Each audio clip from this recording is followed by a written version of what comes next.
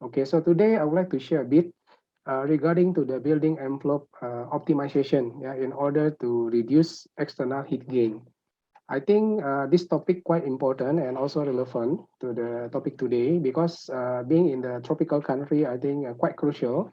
How are we going to optimize our building envelope design in order to minimize the external heat gain?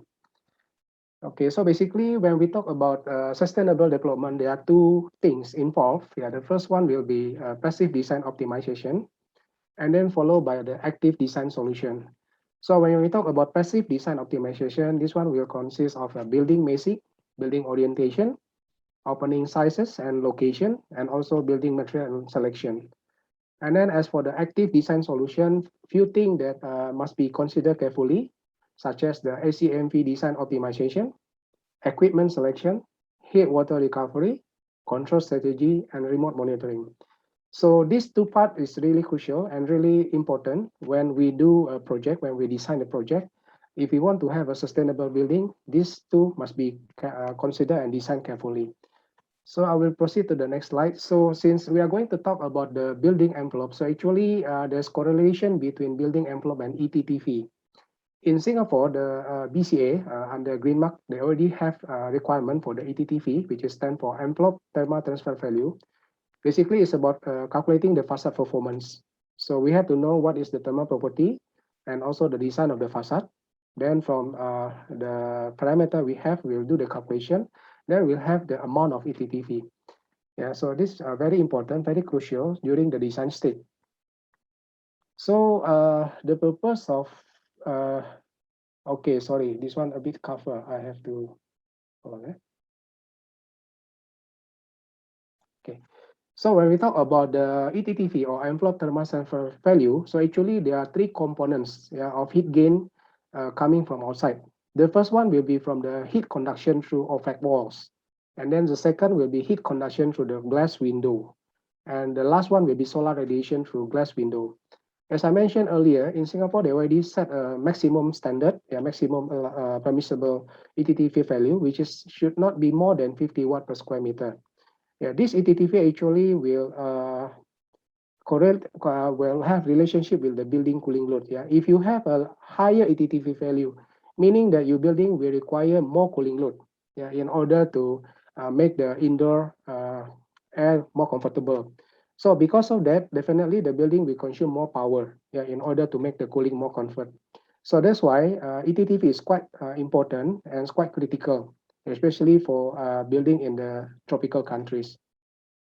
So these are the formula of the ETTV. So basically, we have to calculate ETTV or each area orientation, and then we sum it together, and then we divide it by the area of the building envelope. So then later on, we can get the ETTV value, yeah, of the total building. And then these are the detailed formula. So basically, this one will consist of the penetration area. We have to calculate the penetration area, yeah, by using this formula, which is, we know now there's a few parameter like WWR, or stand for window to wall ratio. How big is the window to wall ratio?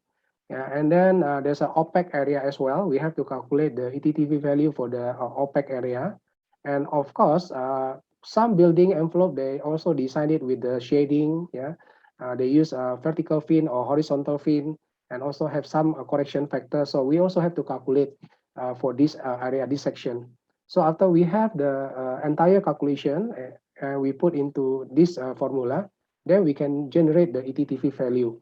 Okay. So these are the sample of the ETTV calculation. Let's say if there's a building have four different orientation, normally have four different orientation. For instance, like a south orientation, east, north, and west. Then we have to calculate the ETT value of each orientation. Yeah, once we know what is the value, then we multiply with the area of the surface, and then we divide it by the total area. So now we will get the ETTV value as 48 5.15. Okay. And then what is the benefit of doing the building envelope optimization? I will give you some simple example. Let's say there's a 16-story office building. Yeah, this one, let's say under design. Okay. The GFA, let's say around 37,000. Yeah, with the office area, let's say around 34,000 square meter. So we have to differentiate, yeah, the type of opaque wall. Let's say they use concrete wall and also composite wall. And then for the glazing or for the fenestration, they use two type of glazing. The first one will be single glazing and then followed by double glazing. So each glazing will have a different thermal property or U value. Yeah, in terms of U value, the lower the value is the merrier because the U value with the lower thermal property will have ability to reduce the heat gain from outside. Yeah. So in this case, let's say they use two type of glass, and then we have to calculate each of the area for fenestration area, also each orientation, and also for the opaque wall. Yeah, and then after that we calculate. Yeah, so this is the base case calculation. So from here we can see for the fenestration area, they have the area of, let's say, 150, yeah, to 100 square meter. And then with the window to ratio, yeah, this one is quite high. Why I highlighted with the yellow color? Because this one actually considered quite high. Yeah, there's a possibility we can improve compared to the other, and especially some of them facing east and west orientation. Yeah, as we know that east and west orientation will contribute more heat gain. Yeah, although with this calculation, actually they already meet 50 watt per square meter, which is okay. And then in terms of the cooling load, if we convert, yeah, this building will require around 3,600 kilowatt, yeah, which is the heat gain coming from outside. Okay. How about if we are going to improve the building envelope?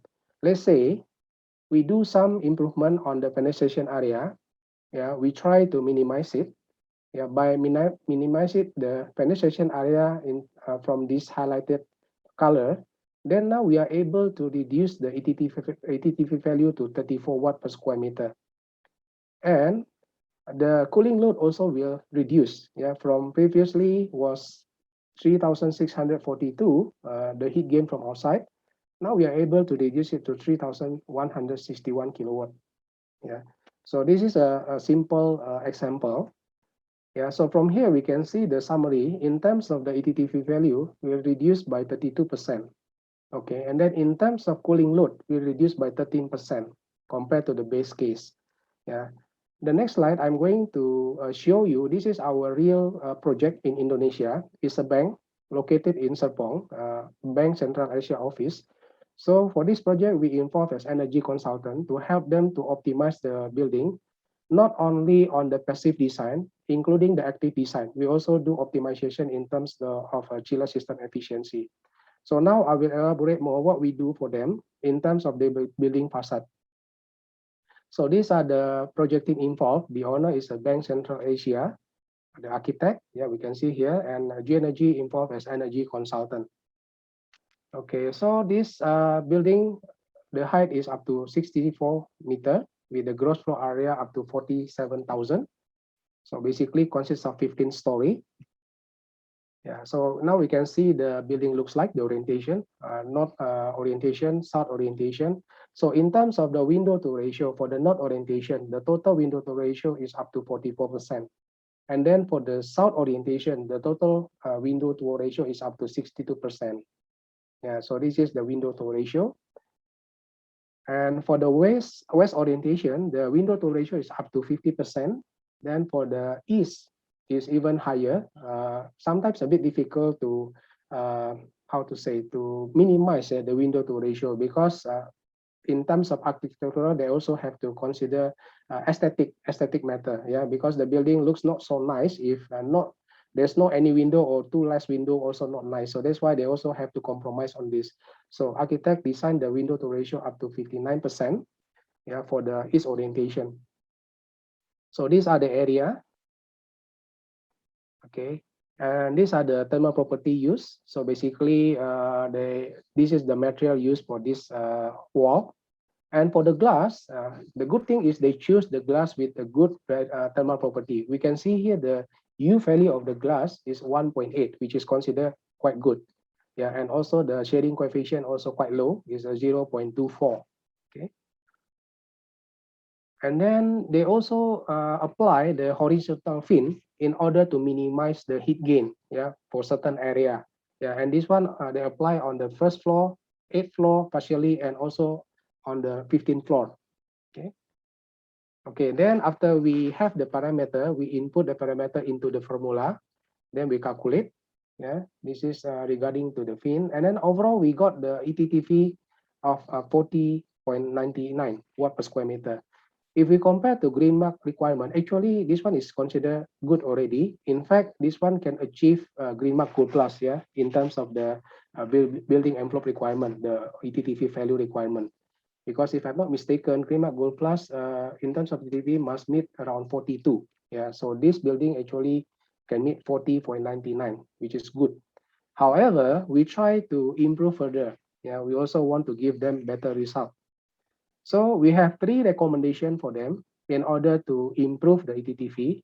The first one by adding a parapet, 15 centimeters installation for each floor. Then by doing this, they are able to improve the ETTV to 39.59 watt per square meter. Then the second recommendation by adding a fin of 30 centimeters installation for each floor. By doing this, they are able to improve the ETTV to 40.77 watt per square meter. And then the third one, if we combine, both of them we combine together, and now they are able to improve the ETTV to 39.4 watt per square meter. So finally, after we gave three recommendation, three option, then client agree to choose option number 3. So they are going to combine, adding a parapet and also fin together. So by doing this, they are able to improve the ETTV from 40.99 now become 39.4 watt per square meter. So I will show you what will happen if, because I've been in this industry since 2007, so I have seen many buildings in Indonesia, especially in Jakarta, yeah, especially for existing building. Yeah, in the olden day when they built the building, many of the existing building they use single glazing building. Yeah, many. Yeah, they use single glazing type.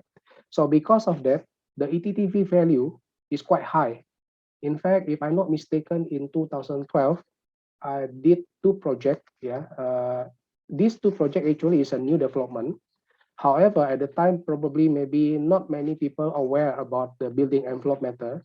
So when they build the building, when they design the envelope, they choose the single glazing. Yeah, and with the low, I mean, not so good thermal properties. Yeah, for the glazing.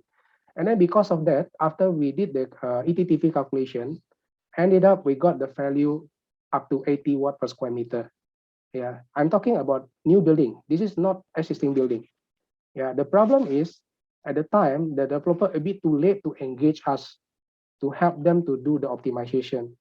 Yeah, so when they engage us, we calculate for them. Actually, they already bought the glass, they already installed the glass, they already put the facade, everything. So a bit too late to change. Yeah, so ended up we calculated the TTV was 80 watt per square meter. Yeah. So now if I compare based on that condition, yeah, what will happen? Yeah, if we are able to reduce the TTV value from 80 watt per square meter, now become 39.4 per watt per square meter. Yeah. Then the reduction will be around 40 watt per square meter, multiply the amount of facade. Yeah, I mean the surface of facade. Now we are able to reduce, yeah, in terms of the cooling load is around 98 ton refrigerant. This one actually equal to 14% of the total building cooling load of this building. Yeah, so probably maybe 14% looks maybe not so big. However, if we calculate in more detail, then we will be surprised to see the saving. Yeah, now I will calculate based on this 98 ton multiply by the system efficiency of the chiller. Let's say we base on 0.6 kilowatt per ton. Let's say because in this project we designed the chiller system efficiency to meet 0.6 kilowatt per ton. In fact, in reality, they are able to achieve 0.57 kilowatt per ton, which is better. So if you calculate with this efficiency, multiply by 10 hours, because this is an office building, so they operate for 5 days. So multiply by 5 days, then multiply by 52 weeks a year, then we will get the result of 154,000 kilowatt hours per annum. If we multiply with the electricity tariff in Indonesia, which is currently around 1,200 rupiah per kilowatt hours, this value will equal to 185 million rupiah per annum. Yeah, probably for you, especially in Singapore, you will see so many zeros, so many digits. Yeah, I mean, don't be surprised. In Indonesia, we have so many digits. So this amount actually is quite big. Yeah, with this amount actually you can buy a car in Indonesia, a simple car. Okay, so every year you can buy a car. Okay, and then if we calculate how much the initial cost saving, because they are able to reduce the cooling load up to almost 100 ton, right? So let's say 1 ton of chiller system equal to 15 million rupiah. So they are able to reduce up to 1.4 billion rupiah. Yeah, so we can see here actually the impact is quite significant. Yeah. Then how about if we calculate, we convert into the CO2 emission reduction? Because now more people are aware about the CO2 emission reduction, right? So this energy saving per annum is equal to 112,000 kilograms CO2 per annum. Yeah, so I use the source from Bappenas. Bappenas basically is an Indonesia government body. So I use the conversion of 0.73. Okay. Then this amount of CO2 reduction is equal to 565 trees per annum can be offset. Yeah. So we can see here, seems like a small thing makes a big difference. Yeah. Although looks small, but ended up makes a big difference. Yeah. So imagine every year, yeah, this building can offset the tree up to 565 trees per annum. Yeah, they can reduce the carbon emission up to 112,000 kilogram of CO2 per annum. If there are 10 building or even 100 building, yeah, apply or implement this, yeah, so we can imagine the impact will be very, very huge. So this is something that I want to share. Why building envelope optimization is very important, very crucial, especially for us located in the tropical countries. Yeah, we need the light, we need the shine, but we don't need the heat. Yeah, so that's why we have to be careful when we design the building envelope. So my suggestion, please, yeah, please select the thermal property, the glazing with the better thermal property value in order to reduce your heat gain. Yeah, because once you install glazing with the high thermal property, then in the long run, yeah, the building will suffer in terms of the energy efficiency, in terms of the operating cost. Yeah, every year they will lose money. Okay. Okay, that's about the case study that I'm going to share. The next one will be a bit introduction about our company, so I will try to make it fast. As I mentioned earlier, I'm from G Energy Global, so we are accredited energy service company in Singapore.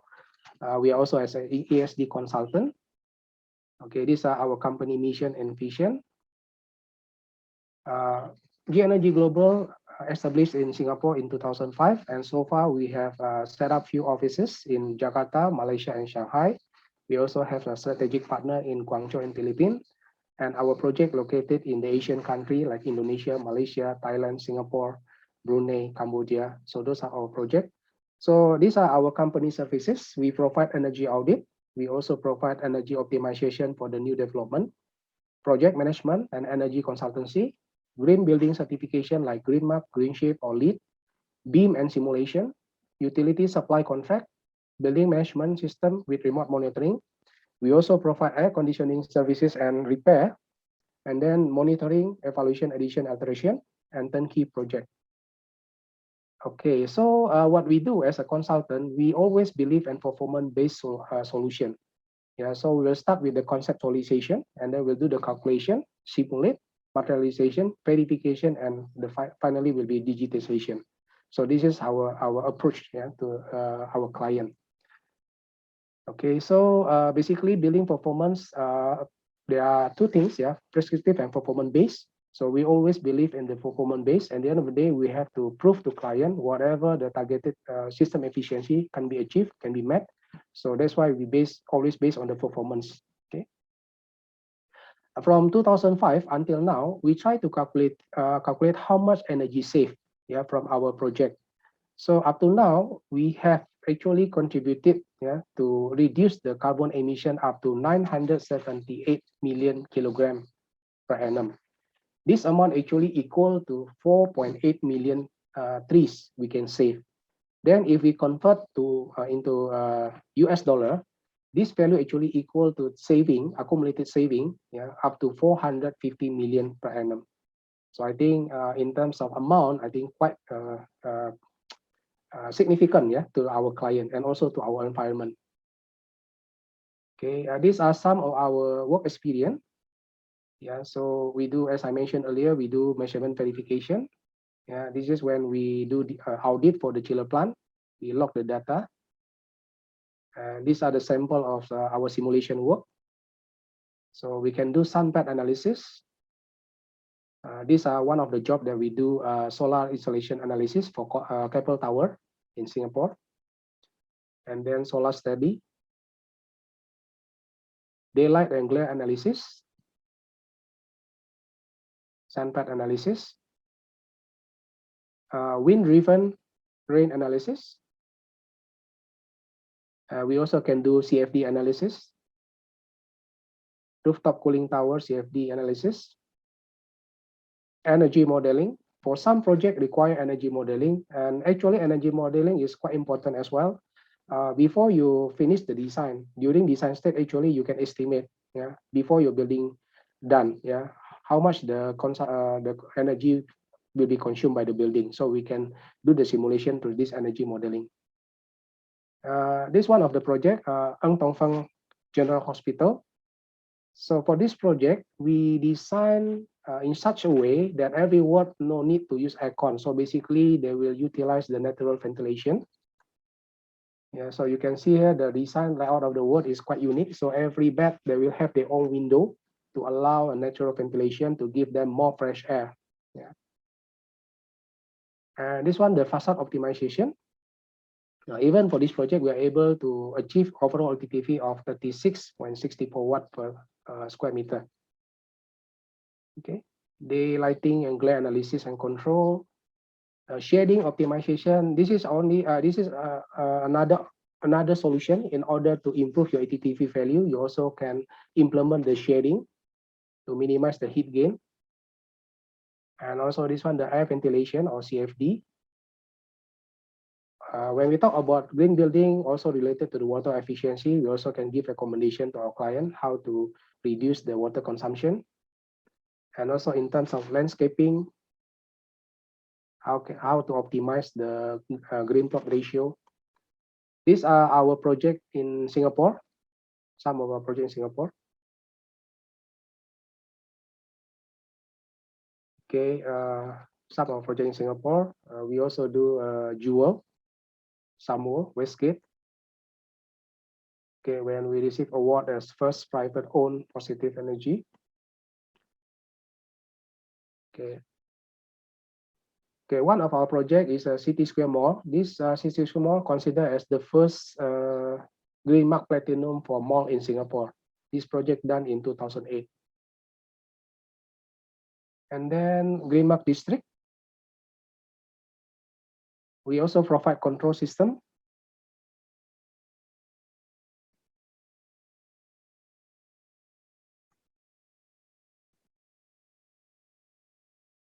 Okay, and then this one, the project in Johor, Forest City Island. Here is another project. And in Indonesia, we have done several building in Indonesia. Lastly, one of our project just got the Green Mark certified in Medan, here, Delhi Park Mall in Medan. So this mall actually is the first Green Mark certified for mall in Medan, yeah.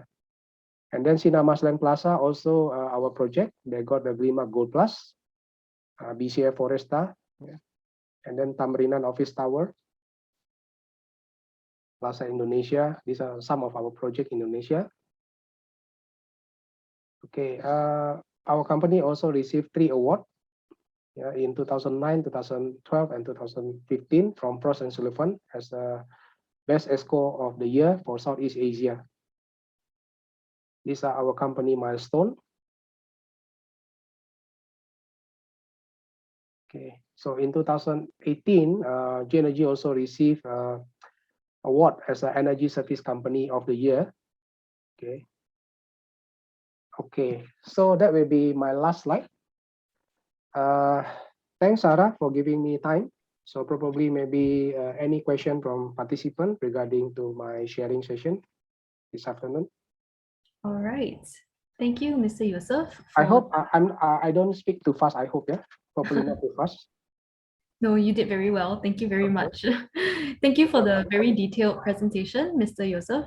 It really gave us a deep insight into the huge energy savings that you can get just by carefully evaluating the different elements that you had shared in the building envelope.